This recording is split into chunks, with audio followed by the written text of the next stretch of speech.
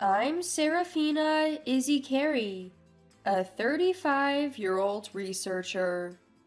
I don't have any special talents, but I've always been a hard worker when it comes to academics. I got married a year ago, but we don't have any kids yet.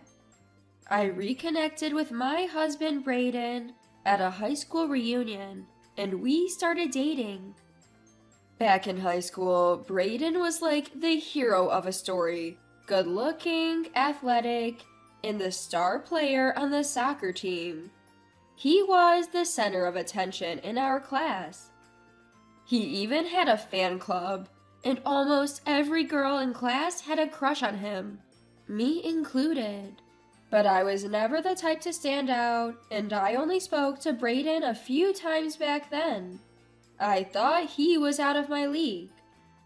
Is that you, Serafina? I didn't recognize you. You've become beautiful. I remember feeling elated when Braden spoke to me at the reunion, as if I'd been transported back to our school days. We talked more that night than we ever had in high school. I love to travel, and it turns out he does too, so we had a lot to talk about. We couldn't get enough of each other at the reunion, so we made plans to meet again and started dating soon after. Braden has aged like fine wine, still as dazzling as ever. He works in sales at a small to medium-sized company. The year leading up to our marriage was filled with happiness and travel. Given our ages, it felt natural to tie the knot. I felt like I was living in a dream. But maybe my happiness was only meant to last until we got married. I love Braden, but I have a hard time with my sister-in-law Lily. She's been divorced twice and now lives alone near us. She's incredibly beautiful for her age, apparently having worked as a model at some point. But her personality leaves much to be desired. I've come to realize that Braden has a sister complex. He seems to be infatuated with Lily.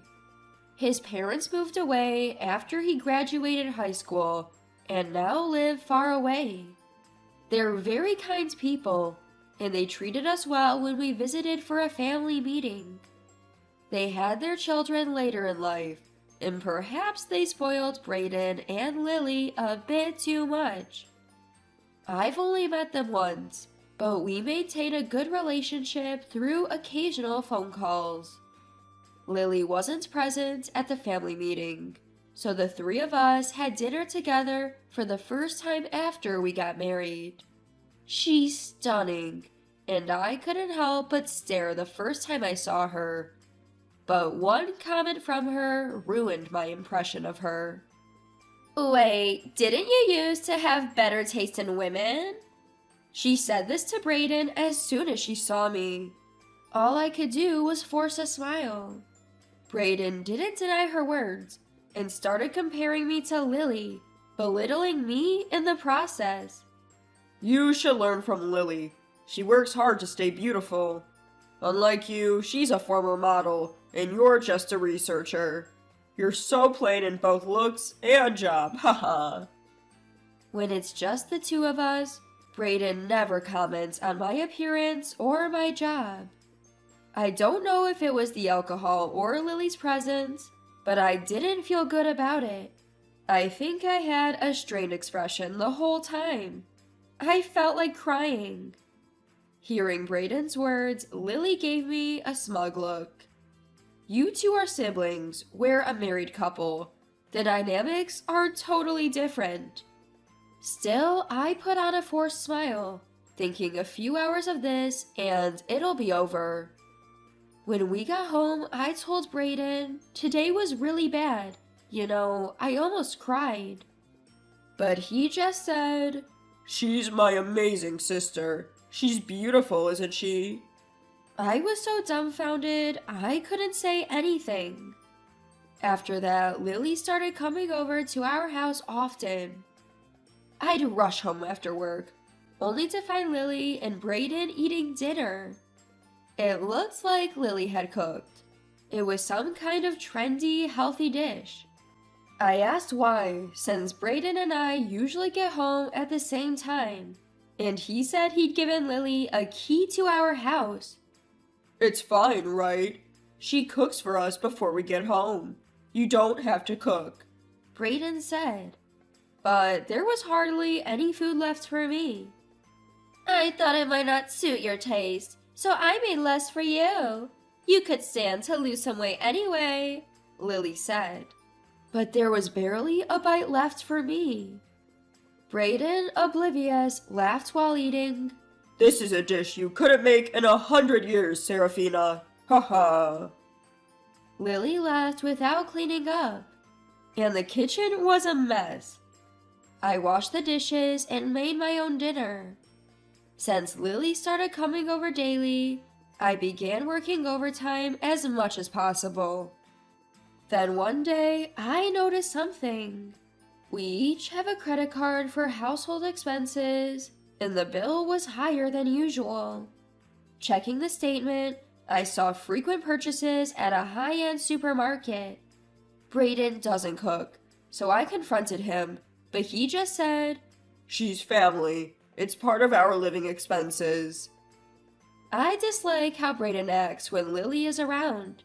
He always takes her side, no matter what I say. But I love the Brayden who's there when Lily isn't. He listens to me, and our time together is happy.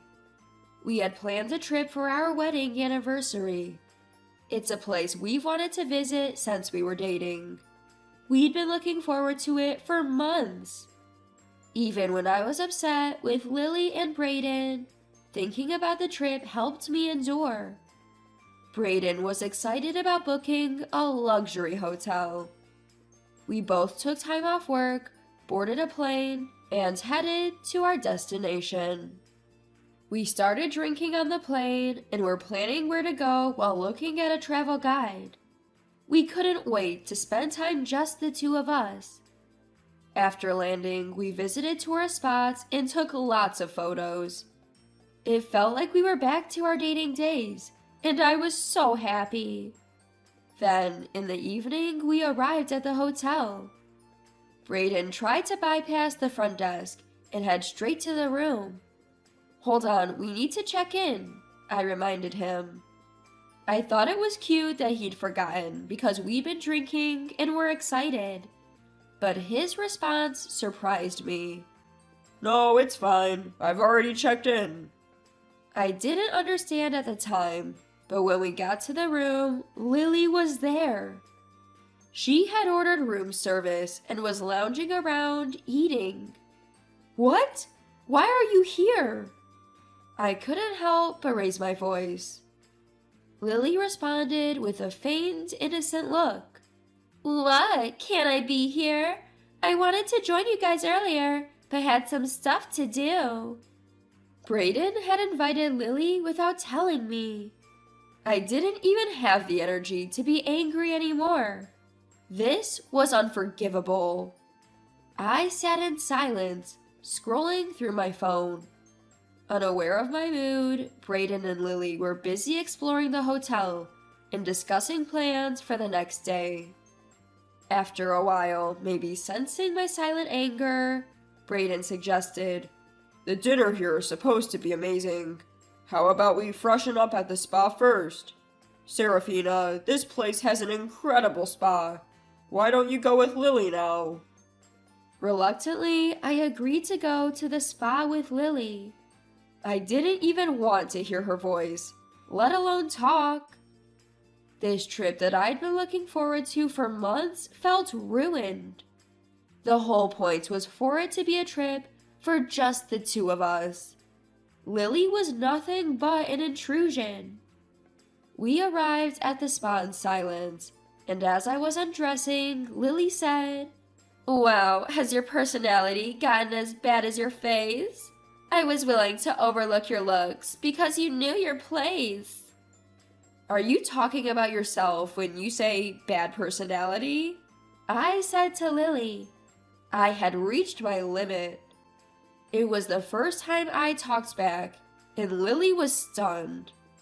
Ignoring her, I enjoyed the spa, and when I looked around, Lily was gone. When I returned to the room, I found Lily crying and Brayden angry. "What's with that refreshed face, you bossy wife? You should just go home right now." Lily screamed at me, her voice tinged with tears. It was quite comical. She looks like a child. Brayden, looking more stern than usual, said, I heard you said something terrible to Lily. You don't deserve to enjoy this trip. Next to the angry Brayden, Lily shot me a serves you right look when he wasn't looking. I think she was pretending to cry for Brayden's benefit. I didn't even have the energy to argue anymore. Fine, I'll go home. That's what I've been wanting to do anyway, especially since I'm the one who's been insulted here. I responded flatly. I glared at Brayden, but he looked away. I felt like crying, but bit my lip to hold back the tears. I quickly packed my bags, eager to leave as soon as possible. In a voice loud enough for me to hear, Brayden said, Here, Lily. This is Seraphina's credit card. Go buy whatever you want. Fair is fair, since she made you cry. I pretended not to hear and rushed out of the hotel to the airport. Once on the plane, all the tears I'd been holding back came flooding out. I felt like a fool for looking forward to this trip for months. I think I cried for about an hour.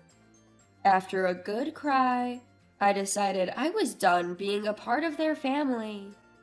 When I got off the plane, I made a phone call. Feeling somewhat liberated, I stopped by a locally owned store and bought a lot of alcohol. I got home, drank the alcohol, and before I knew it, I'd fallen asleep on the living room sofa. I was awakened by the ringtone of a call from Brayden. It seemed he'd been calling multiple times, but I'd been in such a deep sleep that I hadn't noticed.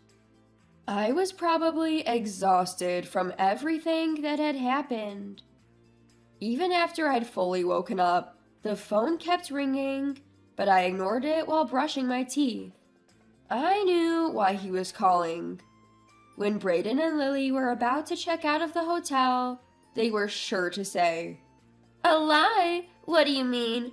I supported you until yesterday." I think we had a conversation where we said, Are you lying? I'll call you in a minute. They couldn't use the credit card I gave to check out, and for good reason. I'd canceled it the night before. I make twice as much as Brayden does, and I've been covering all our living expenses. Brayden's card is a supplementary card to my own. I'd asked him multiple times to contribute to our living expenses, but he'd always made excuses, and nothing had changed in a year. It's a credit card in my name. So I called the customer service center and had the card deactivated, claiming it was lost. After ignoring the calls for a while, I finally answered to hear Brayden and Lily yelling so fast I couldn't understand them. I thought my eardrums were going to burst because they were screaming so suddenly. They must have been really panicked. It's my credit card, you know. I didn't stay at the hotel, so I don't have to pay. I cheerfully informed them. Brayden shouted over me. So it was you. What the hell are we supposed to do now? We can't get home. I chuckled at the absurdity of it all. Why don't you get a part-time job? Oh, and by the way, I'm filing for divorce. Bye, I said, hanging up and turning off my phone. Then I prepared to go to the municipal office to pick up divorce papers and started packing Brayden's belongings into boxes. Before I knew it, I was humming a tune. I wasn't sad anymore. In fact, I was looking forward to being single again. Just then, Lily and Brayden came home. Do you have any idea how embarrassed you've made us? You're so vindictive. Do you enjoy humiliating us? You're the worst. They yelled at me from the entrance. It was as if they'd forgotten they were the ones who told me to leave. I calmly responded, I'm fine with whatever you say. We're getting divorced, so please sign this. You two can live happily ever after as siblings. Ignoring my words, they started discussing the hotel bill. It was a luxury hotel, and they couldn't pay the hefty bill with their credit card. They had to beg the hotel to let them pay later. Brayden slammed the hotel invoice on the table in front of me, yelling, You pay this! The invoice is in your name, isn't it? Since Brayden made the reservation, his name was, of course, on the invoice. I can't afford to pay for such an expensive hotel. That's what happens when you book a hotel you can't afford. You haven't been contributing to our living expenses, so you must have some savings, right? Oh, wait, you're drowning in debt. I heard you earlier, so let me repeat. We're getting divorced. I'll be seeking damages. While packing Brayden's belongings, I'd found documents about his debt. He'd been hiding it from me for a year. The debt exceeded $50,000. He'd been using most of his salary to repay it and borrow more to cover the rest. He kept it hidden from me for a year. Brayden had always talked about his luxurious travels, always flying business class.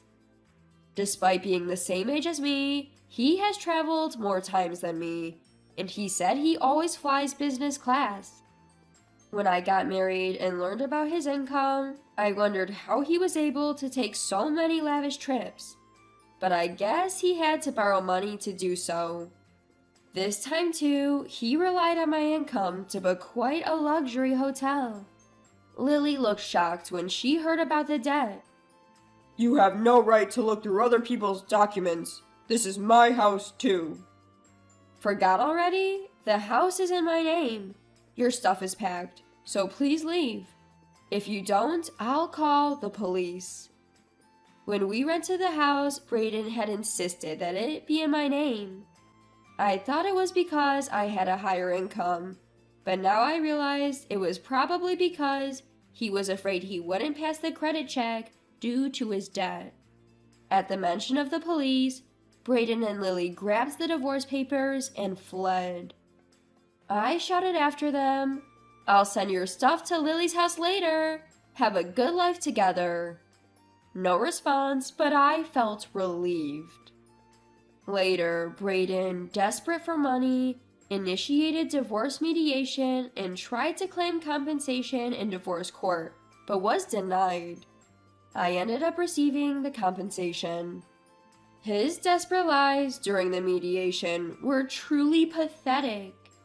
It was a moment that made me realize that it's not what's on the outside that counts. I returned to being single.